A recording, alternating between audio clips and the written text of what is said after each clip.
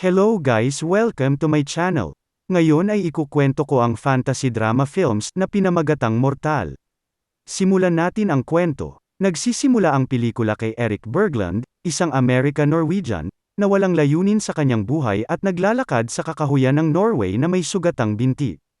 Pagkatapos ng mahabang paglalakbay, nagpasya siyang magtayo ng tolda sa gitna ng kagubatan at doon magpahinga ng isang gabi. Nang gabing iyon, habang natutulog, biglang nanaginip at naging emosyonal si Erik at sa hindi maipaliwanag na pangyayari ay nagsimulang masunog ang mga puno sa labas ng tent. Sa umaga, ang bawat puno sa paligid niya ay nasunog, ngunit si Erik at ang kanyang tolda ay nananatiling hindi nasunog. Gayunpaman, lumalala ang sugat sa kanyang binti at nagpasya siyang magtungo sa malapit na bayan. Pagdating doon, pumunta siya sa isang klinik at nagnakaw ng ilang bagay para gamutin ang kanyang sugat.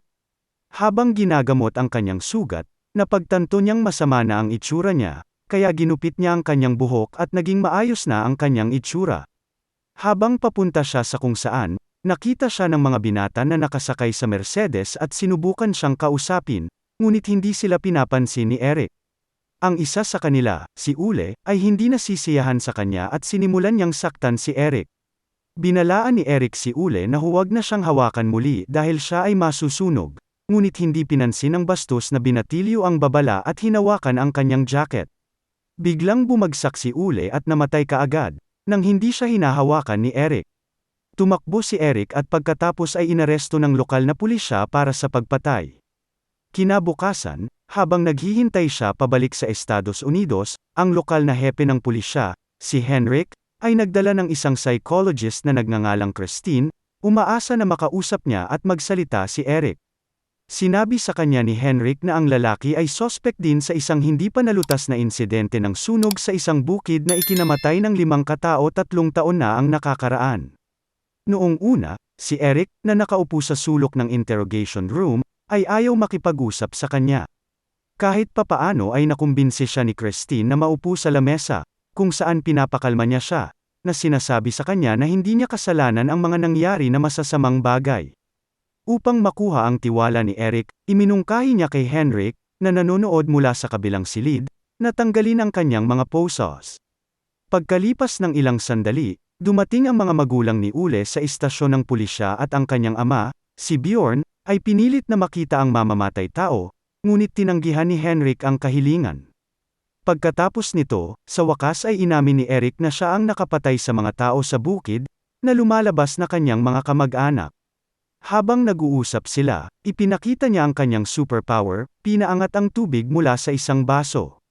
Nataranta si Christine at humihingi ng paliwanag, ngunit hindi rin maintindihan ni Erik kung paano nangyari iyon. Higit pa rito, nagawa niyang sunugin ang mesa gamit lamang ang kanyang kamay. Biglang naging emosyonal muli si Erik at nagsimulang masunog ang buong silid ng interogasyon.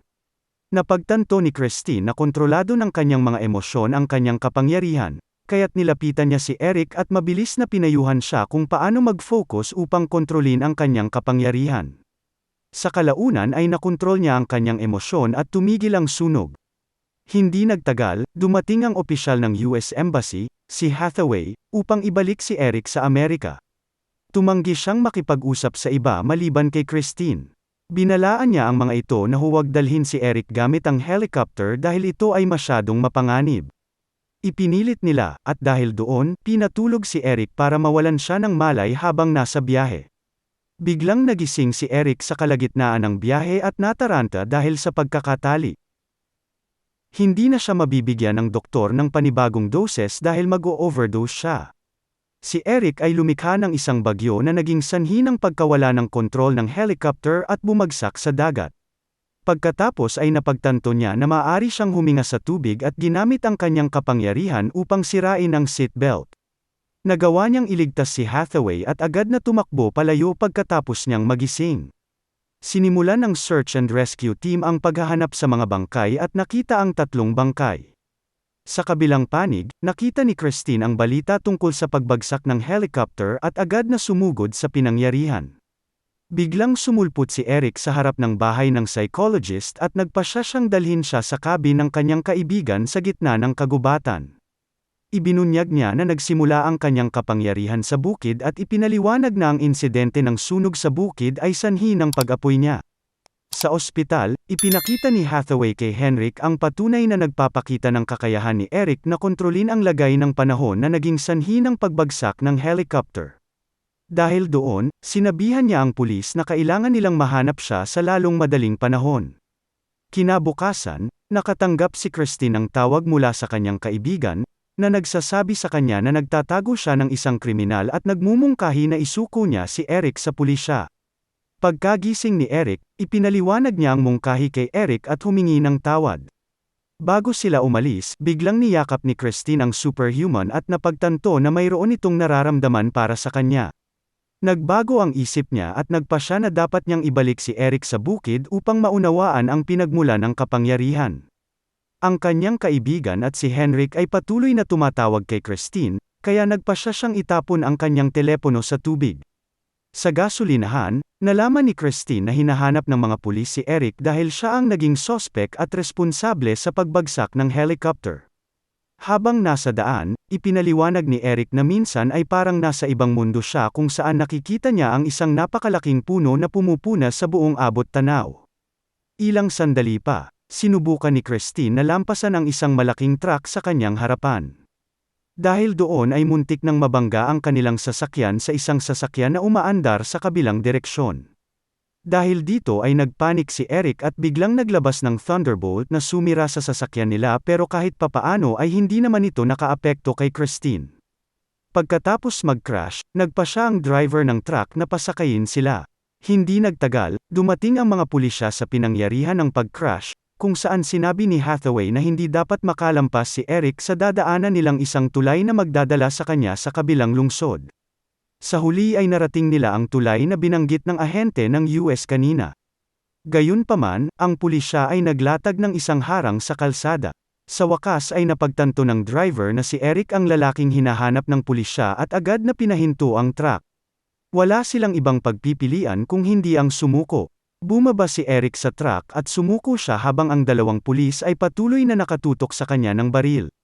Nilapitan sila ni Christine at hiniling na ibaba ang kanilang mga armas, ngunit sa halip ay hinuli nila siya. Nakiusap si Eric sa kanila na palayain ang kanyang kasintahan, ngunit hindi nila ito pinansin, dahilan upang magalit si Eric at mawala ng kontrol. Biglang natakpan ng maitim na ulap ang kalangitan at nagkaroon ng bagyo. Nagsimulang tumama ang mga kulog habang si Eric ay sumisigaw sa matinding sakit.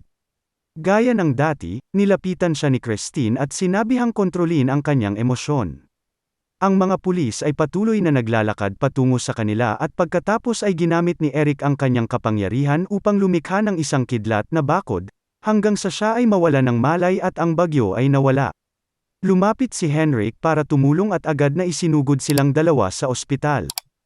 Naging viral si Eric at ang insidente sa tulay at nagsimulang maniwala ang mga lokal na tao na siya ay isang Diyos. Ilan pa nga sa kanila ay nagsasabing siya si Thor. Pagdating, lumalala ang mga sugat sa kanyang katawan at diretsyong siyang dinala sa MRI scanner.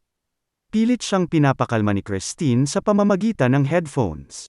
Gayunpaman, nang magsimula ang proseso ng pag-scan, aksidenteng nasira ni Eric ang makina gamit ang kanyang kapangyarihan at nagdulot ng pagkawala ng kuryente sa ospital. Nang lumala ang mga bagay, dumating ang isang nurse, na nagsasabi na ang isang batang lalaki ay na-cardiac arrest at nangangailangan ng agarang paggamot. Agad na pumunta si Eric patungo sa ICU nang biglang sumulpot si Bjorn, ang ama ni Ule at babarilin siya. Sa kabutihang palad, napakalma siya ni Henrik at kalaunan ay hinayaan niya si Eric na pumunta sa ICU.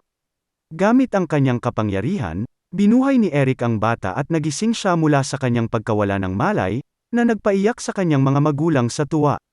Simula noon, sumikat na si Eric at marami ang nakikiusap na hawakan niya ang kanilang kamay. Pagkatapos ay nagpatuloy sila sa kanilang paglalakbay papunta sa bundok. Sa kanilang paglalakbay, iniabot ni Henrik ang isang Norse mythology book kay Christine.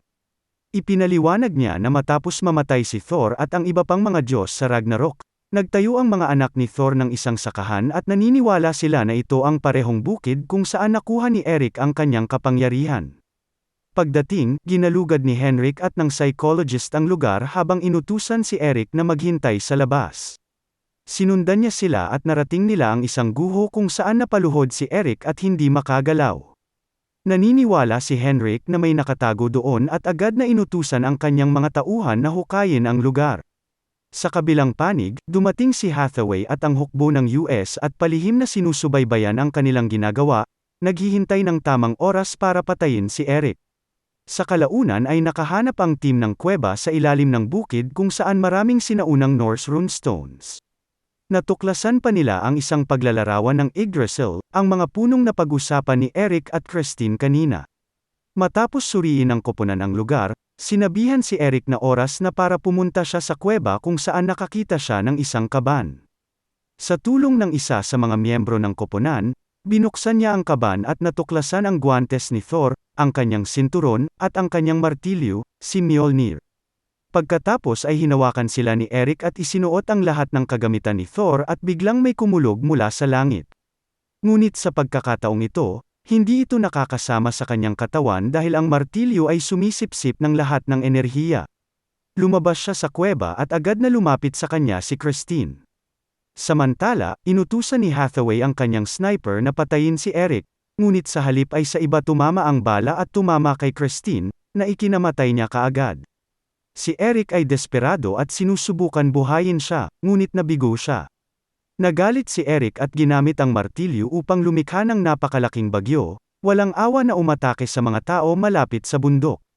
Sa pagtatapos ng pelikula, sinabi ng isang reporter na ang bagyo sa bundok ay nagdulot ng malaking bilang ng mga nasawi at si Eric ay misteryosong nawala. Mag-subscribe para sa higit pang mga video na tulad nito, i-on ang notification, at mag-iwan ng like para matulungan ang channel. Salamat sa panunood.